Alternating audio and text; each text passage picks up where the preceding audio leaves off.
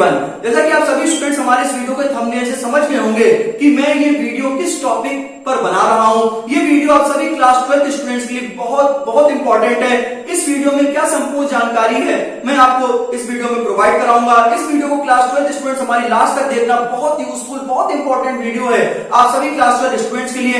इस वीडियो में मैं आपको बताऊंगा कि कैसे सीबीएसई आप सभी स्टूडेंट्स को अपने जाल में फांस रही है। सीबीएसई ने अपनी ऑफिशियल वेबसाइट पर साफ साफ खुले शब्दों में कह दिया है कि जो 2026 में जो स्टूडेंट्स क्लास 12 का बोर्ड का एग्जामिनेशन देने जा रहे हैं, खास तौर से फिजिक्स का जो पेपर आने वाला है 2026 में काफी ज्यादा टफ आएगा। ये मैं आपको पहले से ही संकेत कर दे रहा हूं। बाकी इसमें क्या क्या इंफॉर्मेशन है और भी सीबीएसई ने क्या क्या कहा है वो भी मैं आपको इस वीडियो में बताऊंगा। प्रॉपर सॉल्यूशंस दूंगा कि कैसे कौन कौन से ऐसे चैप्टर्स हैं जो आपको फिजिक्स में इजीली 40 मार्क्स स्कोर आराम से आप कर सकते हैं। तो मैं बिना किसी देरी के इस वीडियो को शुरू करता हूं। स्टूडेंट्स मैं आपको बताऊं कि 2024 में एक सर्वे करवाया गया था।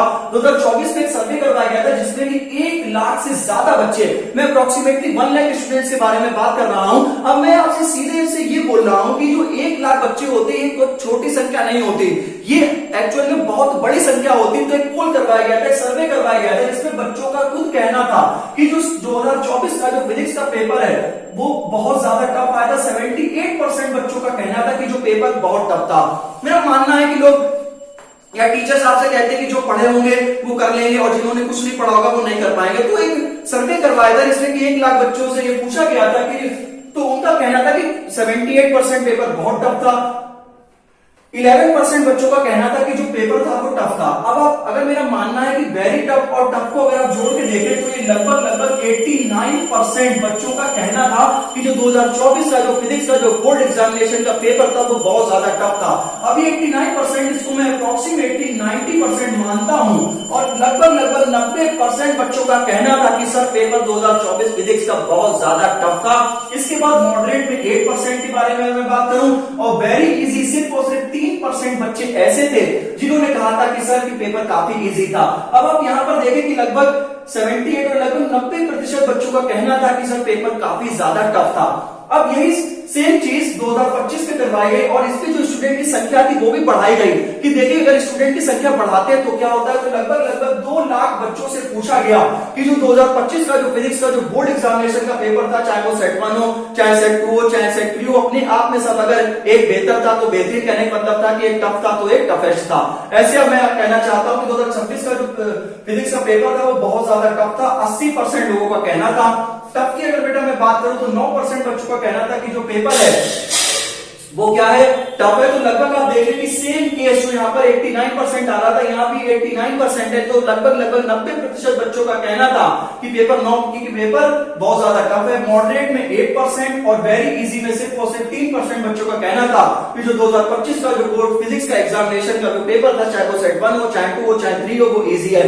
तो मेरा मानना है कि 2024 और 2025 में टोटल आप 3 लाख स्टूडेंट्स जो 2 साल में पेपर दिए हैं तो लगभग 3 लाख बच्चों, और ये 3 ज्यादा ही है 3 लाख बच्चों का कहना है कि पेपर बहुत ज्यादा टफ था 2024-25 का। तो सीबीएसई ने अपनी ऑफिशियल वेबसाइट पर साफ कह दिया है कि मैं 2026 का जो पेपर बनाने जा रहा हूं या जो हमारी टीम बनाएगी वो इस बार का भी पेपर बहुत ज्यादा टफ होगा। अब स्टूडेंट्स मैं आपको बताऊं, ऐसे मैं आपके सामने हजारों केसेस बता सकता हूं। कुछ केसेस मैंने अपने बोर्ड पे लिखे हैं कि बच्चों का कहना है कि जेईई मेंस में 96, 97, 98% है। ये हजारों बच्चों का केस है और ये आप अगर मेरी वीडियो देख रहे हैं तो आप बिल्कुल हमारी बात से सहमत होंगे कि मैं क्या कहना चाह रहा हूं और ये चीजें आपके साथ हुई है तो आप तो इसको फील भी बेटा कर रहे होंगे। तो बच्चों का कहना है कि सर मेरे 96, 97, 98 परसेंटाइल है और 96, 97, 98 परसेंटाइल लाना जेईई मेंस में कोई हलवा नहीं है।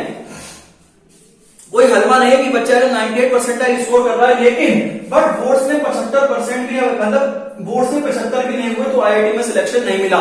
लेकिन सिर्फ बोर्ड्स के चक्कर में, सिर्फ आपके सीबीएसई के चक्कर में उस बच्चे के और सिर्फ एक बच्चा नहीं, हजारों लाखों बच्चों ऐसे होंगे जिनके 96 परसेंटाइल है, 97 है, 98 है, 99 है, लेकिन उनका आईआईटी में सिलेक्शन नहीं हुआ सिर्फ और सिर्फ बोर्ड्स की वजह से 75% उनके नहीं हुए।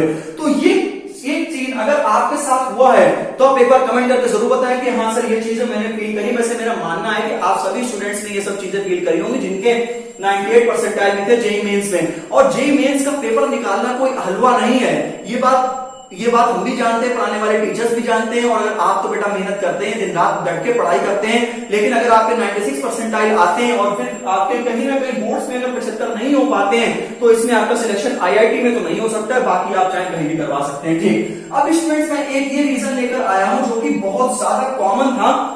ये बच्चों का कहना है कि हमारे एक्सपेक्टेड मार्क्स 90 हैं, 95 है, लेकिन वो उनके जो मार्क्स जब वो रिजल्ट आता है तो उनके मार्क्स आते हैं 40। तो ये एक कैसे एक अजूबा है, पता नहीं क्या है ये, कि बच्चों ने कहा है कि मेरे 90 प्लस 95 98 मार्क्स अगर आने को है तो उनके 40 मार्क्स आ रहे हैं। और रीजन में क्या कहना है सीबीएसई का कि थर्ड पार्टी चेकिंग जो 2025 से लागू करी थी। अब बेटा मैं आपको समझाने का प्रयास करता हूं कि जो थर्ड पार्टी चेकिंग है ये होती क्या है।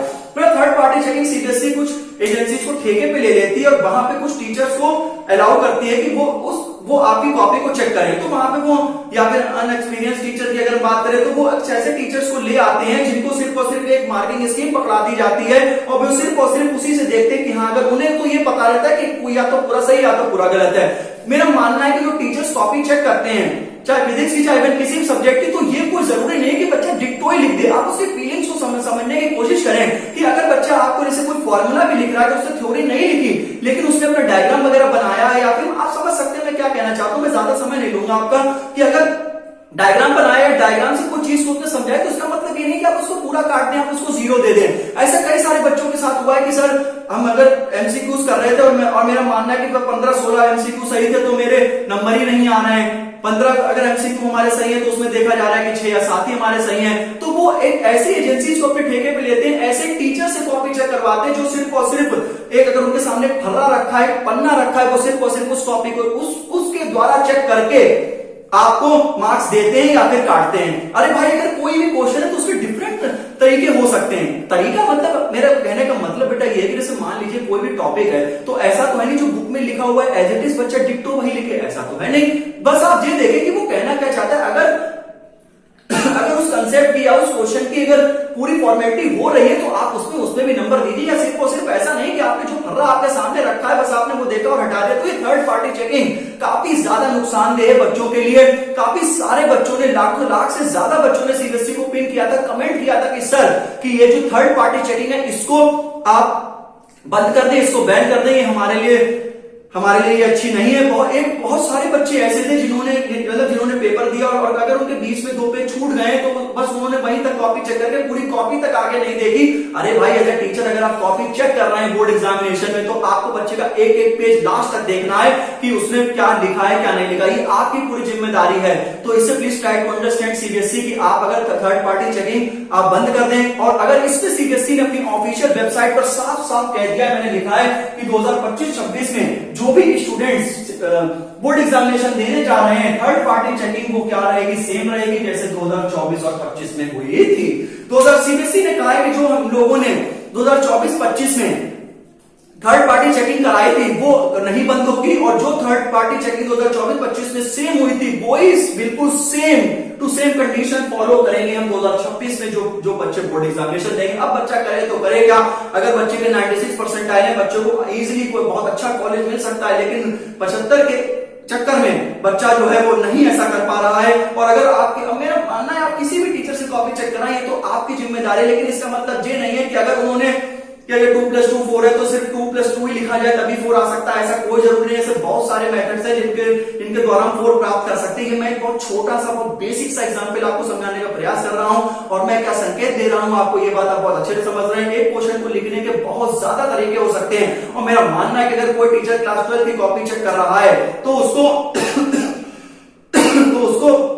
ये सब चीजें पता होनी चाहिए कि आप थोड़ा सा बच्चों की फीलिंग्स को समझने की कोशिश करें। अगर थोड़ा सा बच्चा अगर दिक्कत हो रही है, लेकिन अगर आपको समझ में आ रहा है कि हाँ इस बच्चे ने अपनी पूरे माइंडसेट लगा के उसको समझाने का प्रयास कर दिया, तो आप थोड़ा सा लीनियंट मार्किंग भी कर सकते हैं कि ये नहीं आप उसका पूरा क्वेश्चन काट दें, ठीक है। तो अब मैं आपको बताता हूं बेटा कि टॉप चैप्टर्स फिजिक्स के लिए कौन कौन से। बेटा मैंने कल आपको ऐसे मैंने आपको बताया कि 90 डेज आपके पास शेष है। मैंने कल एक बहुत बेहतरीन वीडियो क्लास 12 के सिर्फ फिजिक्स के लिए बनाई, जिसमें कि मैंने आपको बताया आपको नवंबर में, आपको दिसंबर में, आपको जनवरी में आपको कौन कौन से चैप्टर्स को पढ़ने हैं, पूरा डिटेल्ड वीडियो मैंने आपको बताई थी। सिर्फ और सिर्फ वो वीडियो बेटा 14 to 15 मिनट की है। वो वीडियो बेटा मेरी देख लेना सिर्फ और सिर्फ फिजिक्स के लिए। लेकिन तब भी मैं आपको छोटा सा हिंट दे दे रहा हूं, आप बेटा रे ऑप्टिक्स को कर लें, जो कि सेकंड बुक का फर्स्ट चैप्टर है, जो कि आपको 9 नंबर दिलाएगा। ठीक है, इसके बाद आप सेमीकंडक्टर चैप्टर कर लें, जो कि आपको 7 नंबर दिलाएगा। ठीक है, इसके बाद आप अल्टरनेटिंग करंट चैप्टर कर लें, जो कि आपको 6 मार्क्स दिलाएगा।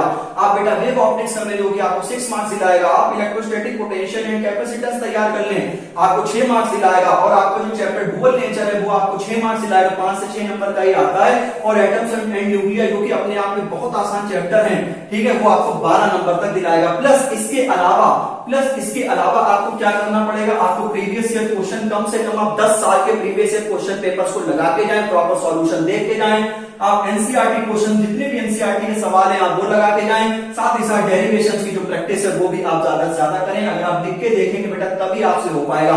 कैसे बहुत सारे क्वेश्चंस हैं, बहुत सारे डेरिवेशंस हैं, जिनको आप अगर लिख रहे हो। फिजिक्स में आप देख रहे हैं क्लास 12 तक काफी ज्यादा डायग्राम है, मतलब कोई भी डेरिवेशन मुझे लगता नहीं कि बिना डायग्राम के हो सकता है। ठीक है ना, तो मेरा मानना है बेटा अगर आप फिजिक्स में डेरिवेशंस को अगर आप अपने हाथों से नहीं लगाएंगे तो आप बिल्कुल भी नहीं उसको कर पाएंगे। तो ये वीडियो में मैं आपको संकेत देना चाहता था कि सीबीएसई ने अपनी ऑफिशियल वेबसाइट पर किन किन बातों का जिक्र किया है।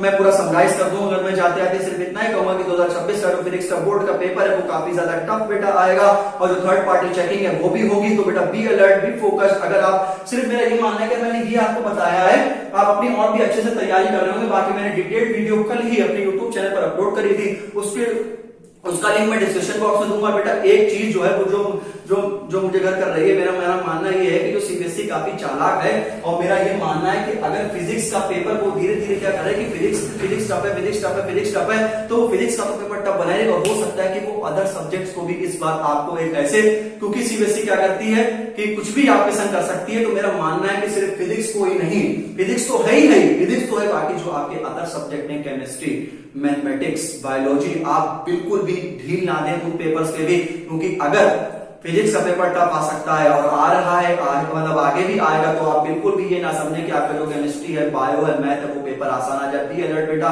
खूब मेहनत करो। और देखो अब आप अपनी तरफ से जो अच्छा कर सकते हो, जो बेस्ट कर सकते हो वो करो। बाकी मेरी तरफ से आपको बहुत शुभकामनाएं। अगर ये वीडियो यूजफुल लगी हो तो इस वीडियो को शेयर करें। मिलता हूं इसी प्रकार से नेक्स्ट वीडियो में। अपना ध्यान रखें बेटा, टेक केयर, और डरे बिल्कुल भी नहीं, बस अपनी मेहनत से पढ़ाई करें, कॉन्फिडेंट रहें और आगे बढ़े। God bless all of you, thank you very much.